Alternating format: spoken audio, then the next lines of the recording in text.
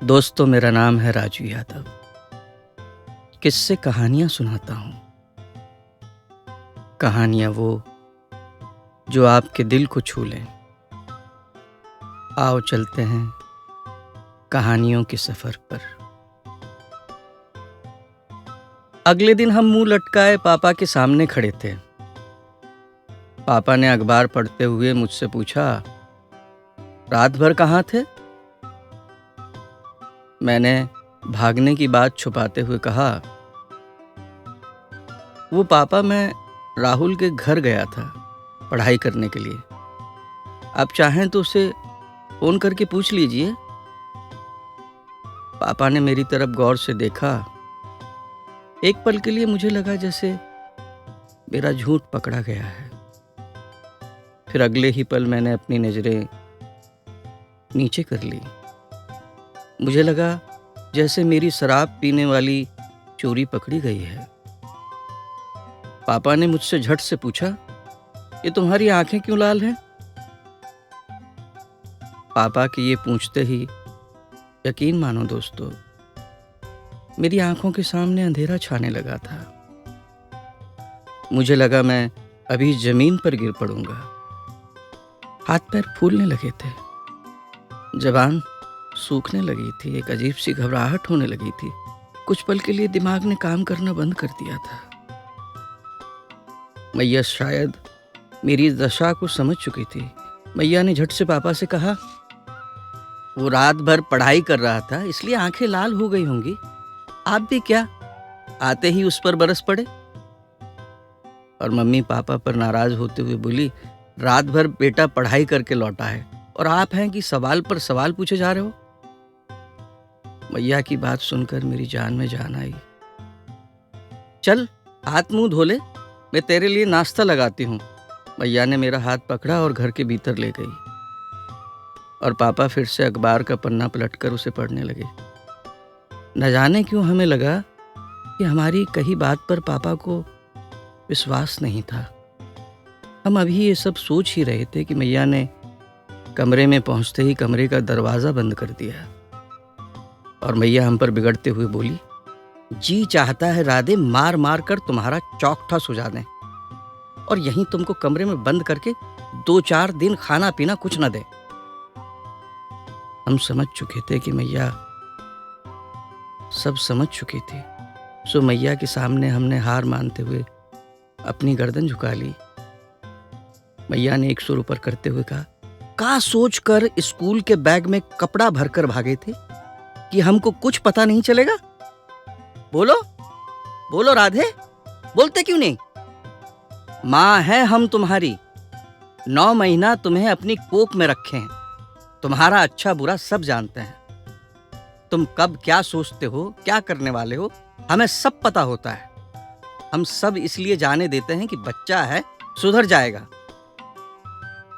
हमें क्या पता था कि बच्चा घर से भागने के बारे में भी सोच सकता है। अभी बता दें तुम्हारे पापा को तो मार मार कर तुम्हारी हड्डी पसली एक कर देंगे। सड़ते रहना यहीं पर। हमने मैया के सामने गड़गड़ाते हुए कहा और अपने दोनों कान पकड़ते हुए बोले, मैया मैया गलती हो गई, इस बार माफ कर दो, दोबारा हम ऐसी गलती नहीं करेंगे। मैया ने अपना मुंह फेर लिया। हमने पहले कभी मैया को इतने गुस्से में नहीं देखा था। हम बस रोने ही वाले थे। हमने मैया के पैर पकड़ लिए। मैया इस बार माफ कर दो, बस हम फिर दोबारा ऐसी गलती नहीं करेंगे। हमारे काफी गिड़गिड़ाने के बाद भी मैया बोली, हमें तुम्हारी कोई बात नहीं सुननी राधे। तुम पहले हमें बस थोड़ा सा जहर लाकर खिला दो, फिर तुम्हारे जो जी में आए वो करना। हम रोते हुए बोले, मैया हमें पता नहीं था आपको इतना दुख पहुंचेगा, नहीं तो हम कभी घर छोड़ने का फैसला नहीं करते। वो तो हम बस पापा की वजह से सोचे कि 2-4 दिन आप लोगों से दूर रहेंगे, फिर वापस आ जाएंगे। हमें क्या पता था आप दोनों हमसे इतना प्यार करते हैं। मैया अपने सुर में नरमी लाते हुए बोली, तुम्हारे पापा बस बाहर से शक्ति दिखाते हैं, वो जो भी कहते हैं तुम्हें डांटते हैं सिर्फ और सिर्फ तुम्हारी भलाई के लिए। एक पिता का सपना होता है कि उसकी औलाद पढ़ लिख कर कुछ बने, उसका नाम रोशन करे, ना कि घर छोड़कर भागे। पढ़ाई से अपना जी चुराना, माँ बाप की बात का बुरा मानना, घर छोड़कर भागना, ये सब बुज़दिलों का काम है।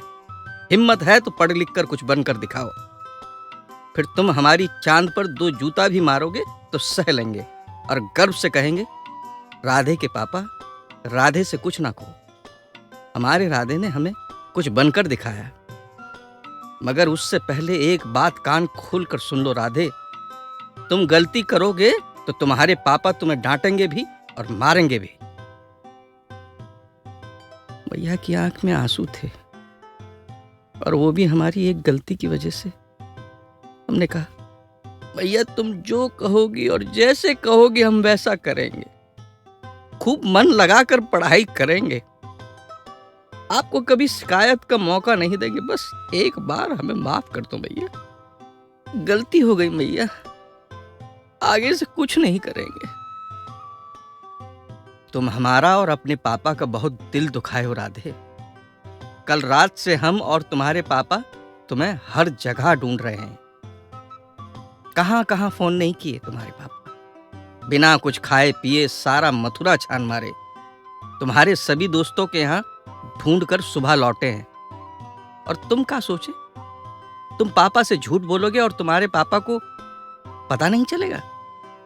तुम्हारे पापा रेलवे में टीसी हैं, तुम्हारे जैसे 956 रोज उनसे टकराते हैं, 1 मिनट में झट से भांप लेते हैं कि कौन सच बोल रहा है और कौन झूठ। हम सर झुकाए मैया की सारी बातें सुन रहे थे।